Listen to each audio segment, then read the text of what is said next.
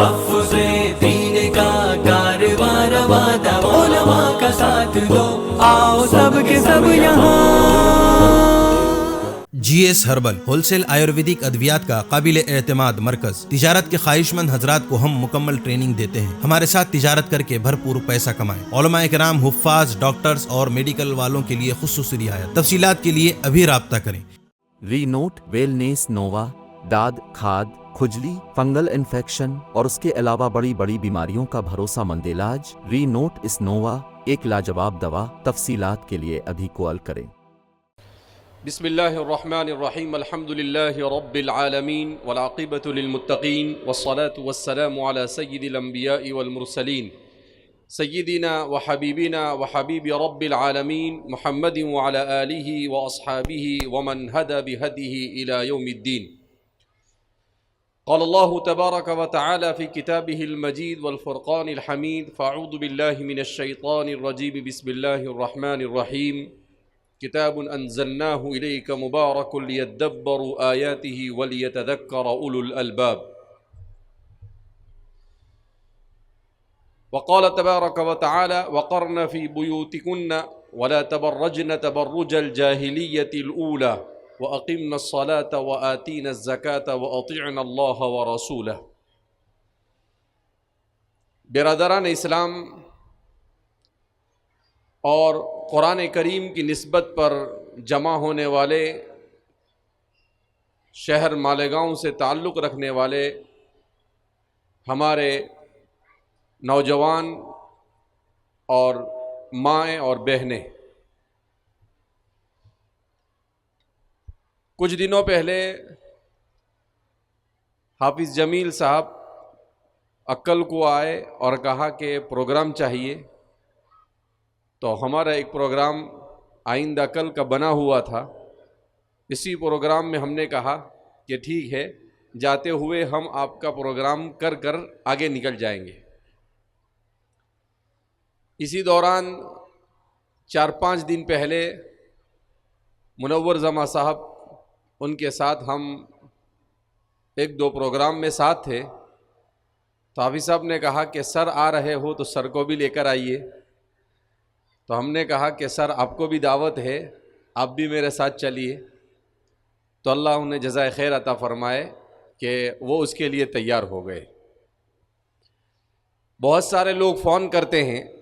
ابھی ہم 2-4 دن پہلے پونا میں تھے، تو وہاں کے کوئی ایکس MLA ہے ممبئی کے، تو ہمارے ایک بڑے اچھے تعلق والے حاجی عبدالقادر فضلانی، انہوں نے کہا کہ بھائی آپ دونوں کو ایک جگہ پر جانا ہے، بمبئی میں ایک بڑا اسکول ہے۔ ان کو فون لگایا تو انہوں نے کہا کہ آپ لوگوں سے 1.5 سال سے کانٹیکٹ کر رہا ہوں میں، نہ کانٹیکٹ ہوتا ہے نہ بات ہوتی ہے، تو ہم کسی طریقے سے چاہتے ہیں کہ نوجوانوں میں پروگرام رکھا جائے اور نوجوانوں کو تعلیم اور اخلاق سے وابستہ کیا جائے۔ بہرحال خوشی اس بات کی ہے کہ کم از کم امت میں یہ جذبہ پیدا ہوا کہ ہماری اپنی غلطیوں کو بتانے والا آئے اور ہمارے نوجوانوں کو اور مسلمان معاشرے کو ان کی غلطیوں کی اصلاح کی فکر کرنے کی کوشش کرے اور انہیں بتائے کہ ہم کس ڈائریکشن میں اور کس سمت میں ہم جا رہے ہیں اور ہمیں کس سمت میں جانا چاہیے۔ اس دنیا کو اللہ رب العزت نے امتحان اور آزمائش کے لیے بنایا۔ اس دنیا میں انسان عیش و عشرت کے لیے، اس دنیا میں انسان راحت اور آرام کے لیے، اور اس دنیا میں انسان شوبازی کے لیے نہیں آیا۔ اللہ رب العزت نے اسے اس لیے بھیجا ہے لیبلوکم ایکم احسن عملا، کہ تم میں سے کون ہے جو بہترین عمل کر آخرت کی زندگی کو وَمَا هَذِهِ الْحَيَاةُ الدُّنْيَا إِلَّا لَهْوٌ وَلَعِبٌ وَإِنَّ الدَّارَ الْآخِرَةَ لَهِيَ الْحَيَوَانُ، جس کو قرآن بیان کرتا ہے کہ یہ دنیاوی زندگی تو محض کھیل اور تماشا ہے، اصل زندگی تو آخرت کی زندگی ہے، جہاں پر اللہ رب العزت فرماتے ہیں کہ اس دنیا میں اس لیے بھیجا تاکہ وہ ہمیشہ کی زندگی کی کامیابی کی راہ چن سکو اور ہمیشہ کے لیے اللہ رب العزت کے عذاب سے اپنے آپ کو بچا سکو۔ مگر یہ دنیا جیسے جیسے رسول اللہ صلی اللہ علیہ وسلم کے دور مسعود سے دور ہوتی جا رہی ہے اور قیامت سے قریب ہوتی جا رہی ہے، ویسے ویسے اس دنیا میں بسنے والا انسان اپنے اس دنیا میں آنے کے مقصد سے دور ہوتا چلا جا رہا ہے۔ وہ یہ سمجھ رہا ہے کہ میں اس دنیا میں پیٹ بھرنے کے لیے آیا، وہ یہ سمجھ رہا ہے کہ میں اس دنیا میں نام بنانے کے لیے آیا، وہ یہ سمجھ رہا ہے کہ میں اس دنیا میں اس لیے آیا تاکہ میرا جیب بھر جائے، میری خواہشات پوری ہو جائے اور میں ایک اچھے نام کے ساتھ، چاہے وہ کسی بھی فیلڈ کا ہو، مجھے صرف نام چاہیے، لوگ مجھے لائک کرے اور لوگ میرے ویورز بڑھا دے، اور طرح طرح کے ایسے ایسے خیالات لے کر دنیا کے اندر میں زندگی بسر کر رہا ہے۔ مگر یہ تمام کے تمام چیزیں انسان کے لیے سوائے ہلاکت کے اور کوئی راستے کی طرف انسان کو نہیں لے جاتی ہے۔ اللہ رب العزت نے مجھے اور آپ کو ایمان کی نعمت سے مالا مال کیا۔ یہ ایمان کی نعمت ان لوگوں کو اس کی قدر ہے جو لوگ ایمان میں داخل ہو رہے ہیں۔ ہم دیکھ رہے ہیں کہ جاپان، یورپ اور امریکہ اور یو کے یہ وہ ممالک ہیں جنہوں نے آج سے 300-400 سال پہلے منصوبہ بنایا، عالم اسلام پر حملہ کیا۔ اس ملک ہندوستان میں بھی وہ آئے اور اس ملک پر انہوں نے 200 سال تک حکومت کی۔ اس ملک میں جب انگریز آیا، ہمارے مسلمانوں کو معلوم ہونی چاہیے، آج ہماری تاریخ کو مٹانے کی کوشش کی جا رہی ہے، ہمارے تاریخ کو جڑ مڑ سے نکالا جا رہا ہے۔ ہمیں یہ معلوم ہونا چاہیے کہ جس وقت انگریز اس ملک میں آیا، اس وقت اس ملک کی جی ڈی پی جو مسلمانوں کے ہاتھ میں تھا کتنی تھی معلوم ہے آپ کو؟ پوری دنیا کا 30% جی ڈی پی مسلمان، 30 جی ڈی پی تھی۔ یعنی ہندوستان میں جس وقت انگریز آئے اس وقت اس ملک کی جی ڈی پی کتنی تھی؟ 30 اور آج 3 بھی نہیں ہے۔ کہتے ہیں کہ جب وہ آیا تو ہماری جی ڈی پی 30 تھی، یعنی پوری دنیا کی دولت کا 30% حصہ ہندوستان کے اندر میں پایا جاتا تھا، صرف ہندوستان میں۔ اور جب وہ یہاں سے گیا تو ہماری جی ڈی پی 7 تھی، اس کے بعد سے لے کر آج تک ہماری جی ڈی پی کبھی بھی 3, 4 اور 7 سے اوپر نہیں بڑھی۔ وہ ہمیں لوٹ کر چلا گیا۔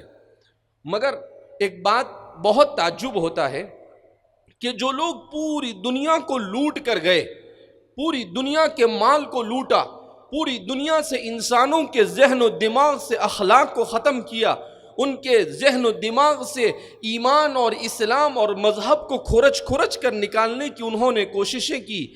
آج صورتحال یہ ہے کہ وہاں کے لوگ اسلام میں داخل ہو رہے ہیں اور یہاں کے لوگ ان کی ایکسپائری ڈیٹ تہذیب کی طرف دوڑتے چلے جا رہے ہیں۔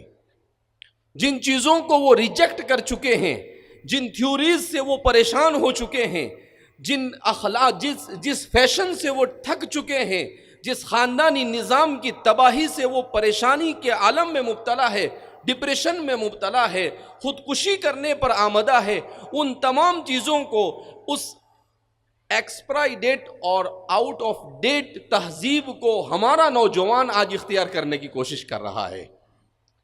آپ کو حیرانگی ہوگی کہ امریکہ میں ہر سال ایک اندازے کے مطابق 30 سے 40 ہزار لوگ اسلام میں داخل ہو رہے ہیں۔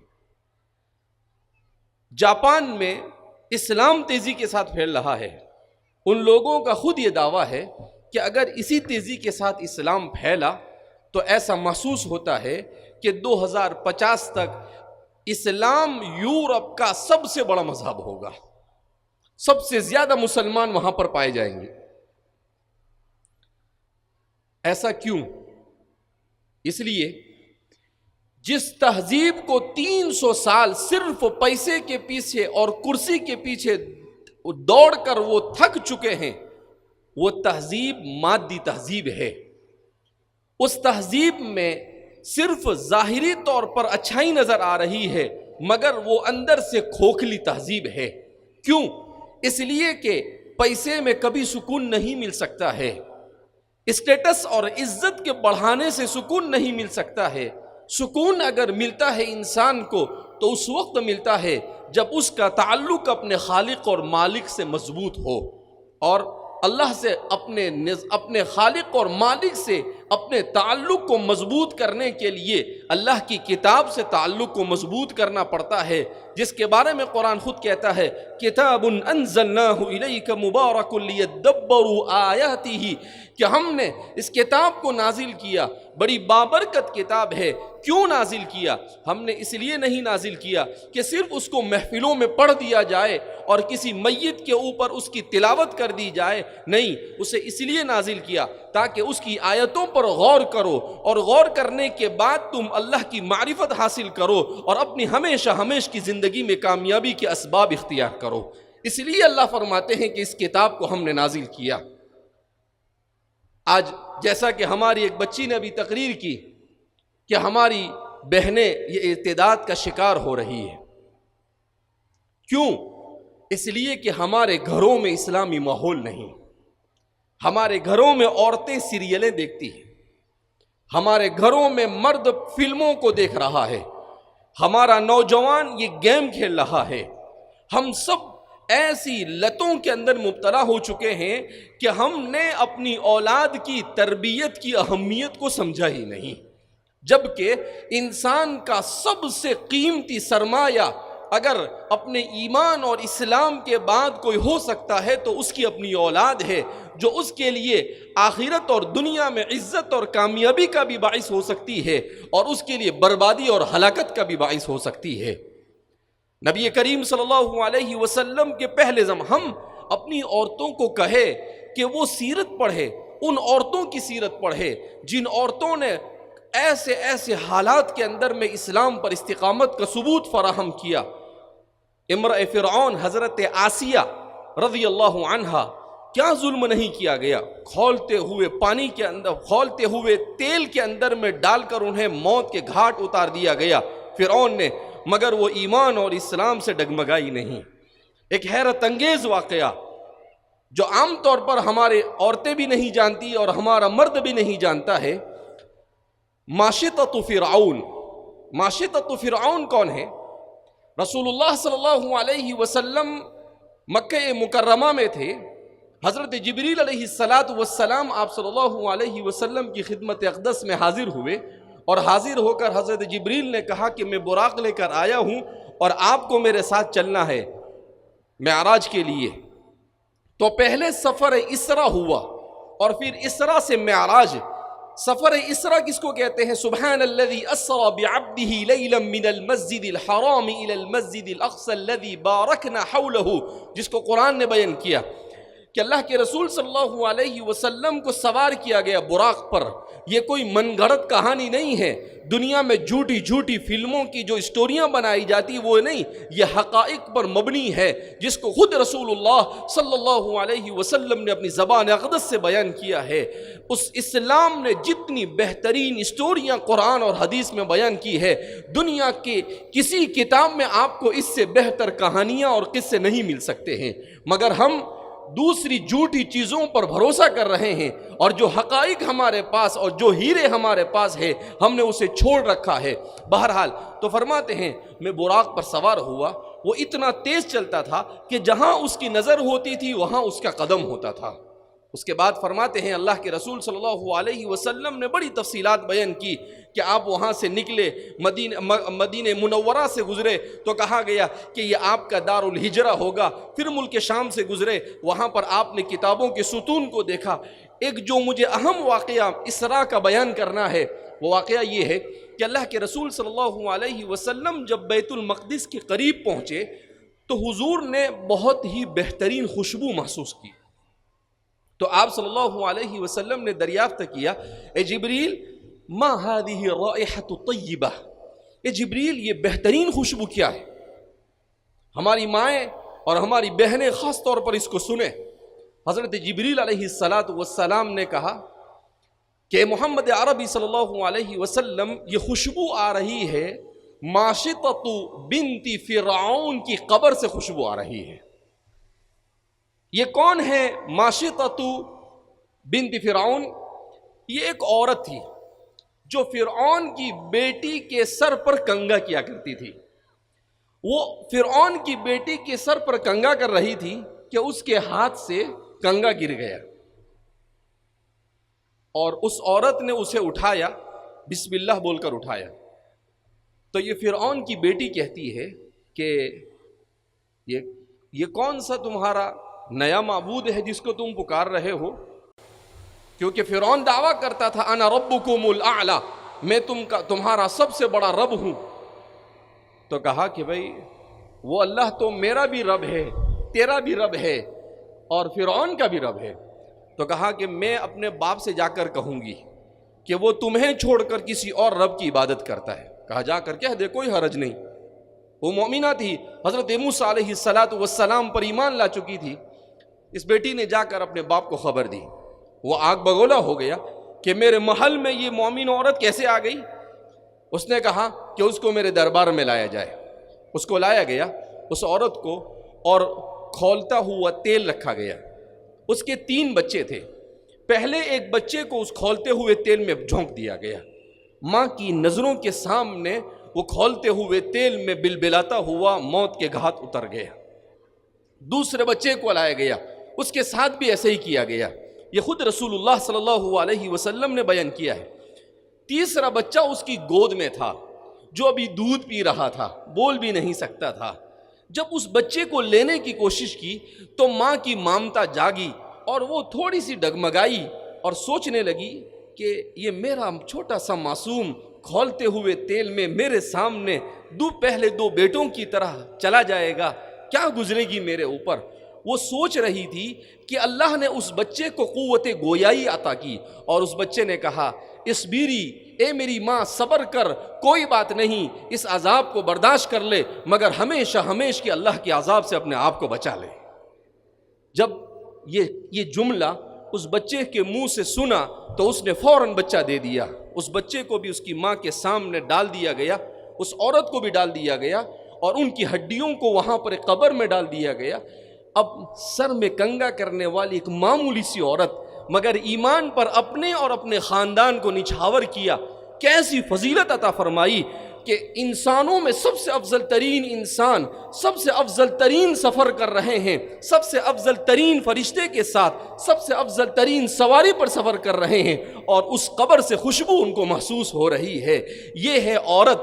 جب عورت ایمان پر جم جاتی ہے, جب عورت اپنے آپ کو ایمان کے لیے قربان کرنے کے لیے تیار ہوتی ہے, وہ چاہے کتنے ہی گھٹیا خاندان سے تعلق رکھتی ہو, اللہ کی نظر میں اس کا مقام اتنا بلند ہوتا ہے کہ اس سے بڑھ کر اور کوئی مقام نہیں ہو سکتا ہے. ہم ہماری بچیوں کو سنائیں کہ ایسے ہوتے تھے لوگ ایمان پر قربانی دینے والی, ایسی ہوتی تھی ہماری مائیں اور ایسی ہوتی تھی ہماری عورتیں. آج ہم چھوٹا سا کہ بھئی مجھے ڈاکٹر نہیں مل رہا ہے اس لیے میں کسی غیر کے ساتھ شادی کر لوں گی, مجھے اپنے اسٹیٹس کا نہیں مل رہا ہے میں کسی غیر کے ساتھ چلی جاؤں گی. یہ کتنا کمزور ایمان ہو گیا ہمارا کہ چھوٹی چھوٹی چیز پر اپنے اتنے قیمتی ایمان کو بیچنے کے لیے ہم کیا ہو گئے ہیں, تیار ہو گئے ہیں. ہماری عورتوں نے ایسا کردار تاریخ میں ادا کیا ہے, خدا پاک کی قسم دنیا کی تاریخ میں کوئی ایسی عورتیں نہیں پیش کر سکتا ہے. ام المؤمنین عائشہ صدیقہ رضی اللہ تعالیٰ عنہ سب سے زیادہ روایتیں بیان کرنے والی, ان کی خدمت میں حضرت عمرہ بنت عبد الرحمن ابن اسد ابن زرارہ رضی اللہ تعالیٰ عنہ, ان کی سیرت کو پڑھے انسان کے رونگٹے کھڑے ہو جائے. میں ابھی طالب ہاشمی صاحب کی کتاب پہ پڑھ رہا تھا, اسلام کی 400 باکمال خواتین. ہماری عورتیں اس کتاب کو لے انٹرنیٹ پر سے ڈاؤن لوڈ کریں اور اس کا مطالعہ کریں کہ حضرت عمرہ بنت عبد الرحمن ابن اسد ابن زرارہ کیسی مائناز عورت تھی. وہ عورت جس نے آج جو احادیث کا ذخیرہ ہمارے پاس جمع ہے, امام زہری اور ابن حزم ان دونوں کو تیار کرنے والی حضرت عمرہ ہے. انہی کی برکت سے احادیث مبارکہ کو تدوین عمل میں آئی. ایسی بے شمار مثالیں ہماری تاریخ میں ملتی ہے. ان عورتوں کی تاریخ کو پڑھیں, ہماری صحابیات نے کیسے زندگی گزاری, ہمارے نبی کریم صلی اللہ علیہ وسلم کی ازواج مطہرات نے کیسے زندگی گزاری, اللہ کے رسول کی بیٹیوں نے کیسے زندگی گزاری.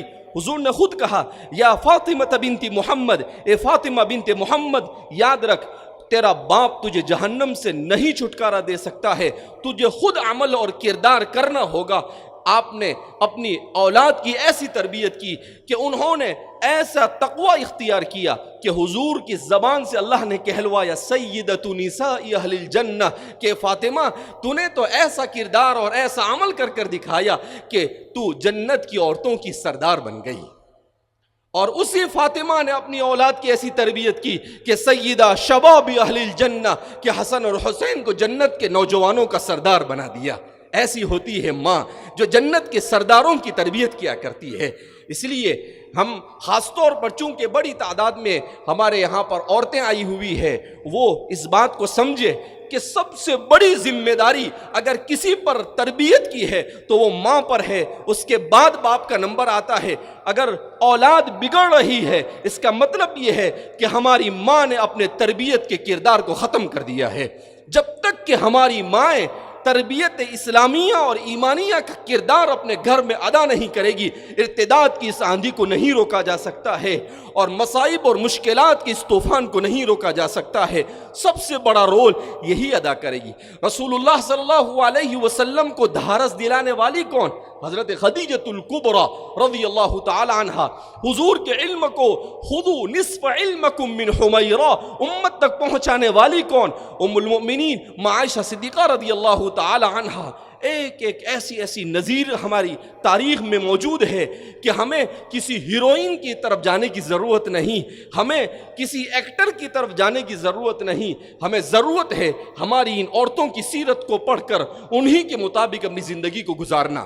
بہرحال میں اس موقع پر بہت ہی زیادہ مبارکباد دیتا ہوں حافظ جمیل صاحب اور ان کے ساتھ کام کرنے والے تمام اساتذہ کو، اور شہر مالیگاؤں کا سے تعلق رکھنے والے معاونین کو، اور ان والدین کو جن کے بچے اور بچیوں نے قرآن کریم کو ختم کیا۔ یہ اچھی روایت ہے کہ بچے تو قرآن ختم کرتے ہیں، حافظ ہوتے ہیں، مگر بچیاں حافظ نہیں ہوتی ہے۔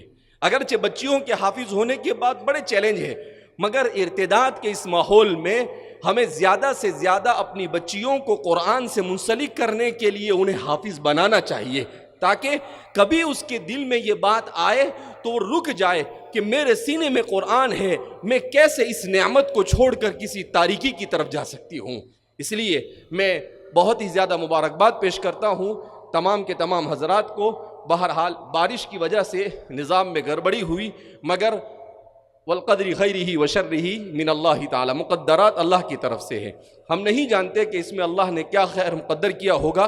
اللہ رب العزت ہم سب کے یہاں پر جمع ہونے کو قبول فرمائے، اور اللہ رب العزت ہم سب کو قرآن کے ساتھ ایمان کے ساتھ والہانہ عشق اور محبت نصیب فرمائے، اور ہم سب کا خاتمہ ایمان پر فرمائے۔ اللہ ہم سے راضی ہو جائے، ایسے اعمال کی توفیق مرحمت فرمائے۔ وآخر دعوانا الحمد للہ رب العالمین۔